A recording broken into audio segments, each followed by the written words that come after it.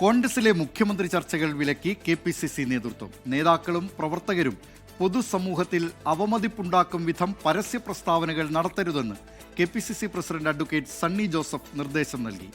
കോൺഗ്രസിലെ ഇപ്പോഴത്തെ മുഖ്യമന്ത്രി ചർച്ചകൾ മുസ്ലിം ലീഗ് നേതൃത്വം തള്ളി. വിവാദങ്ങളിൽ പരോക്ഷ പ്രതികരണവുമായി രമേശ് ചെന്നിത്തല രംഗത്തെത്തി.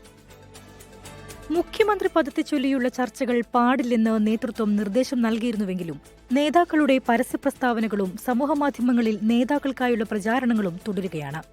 ചർച്ചകളിൽ മുസ്ലിം ലീഗ് ഉൾപ്പെടെ UDF ഘടകകക്ഷികൾ എതിർപ്പുയർത്തിയതോടെയാണ് KPCC നേതൃത്വത്തിന്റെ വിലക്ക്. പ്രസ്താവനകൾ അച്ചടക്ക ലംഘനമായി കണക്കാക്കുമെന്ന് KPCC അധ്യക്ഷൻ സണ്ണി ജോസഫ് പറഞ്ഞു. സോഷ്യൽ മീഡിയ ചർച്ചകളിൽ പരോക്ഷ പ്രതികരണവുമായി രമേശ് ചെന്നിത്തല രംഗത്തെത്തി. താൻ ഒരു സുപ്രഭാതത്തിൽ പൊട്ടിവീണ നേതാവല്ല എന്ന് രമേശ് ചെന്നിത്തല. ഒരു ദിവസം നമ്മൾ സുപ്രഭാതത്തിൽ പൊട്ടിവീണതൊന്നുമല്ല. നമ്മളൊക്കെ ഒത്തിരി പ്രയാസങ്ങളിലൂടെയും ബുദ്ധിമുട്ടുകളിലേക്ക് വന്ന നേതൃനിരകളാണ് ഇന്ന് കേരളത്തിലെ കോൺഗ്രസിന്റെ എല്ലാ പഴയ തലമുറ എന്ന് പറയുന്നില്ല. മുഖ്യമന്ത്രിയെ തീരുമാനിക്കാൻ ജനവികാരം കണക്കിലെടുക്കണമെന്ന മുസ്ലിം ലീഗ് നേതൃയോഗത്തിൽ അഭിപ്രായമുയർന്നു.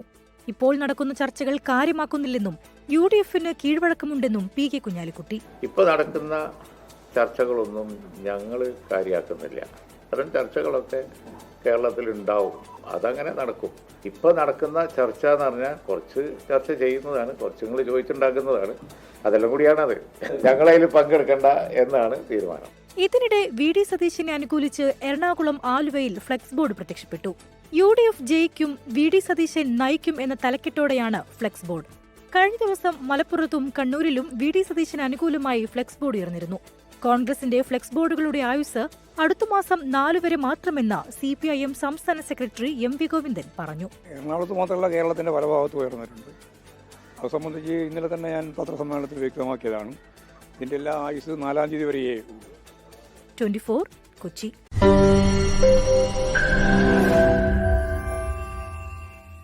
ലോകത്തെവിടെയായാലും ഏത് സമയത്തും 24 വാർത്തകളും ഓഗ്മെന്റഡ് റിയാലിറ്റി പാക്കേജുകളും എക്സ്പ്ലെയിനറുകളും വിശദമായി കാണാൻ ഞങ്ങളുടെ YouTube ചാനൽ നിങ്ങൾക്ക് സബ്സ്ക്രൈബ് ചെയ്യാം.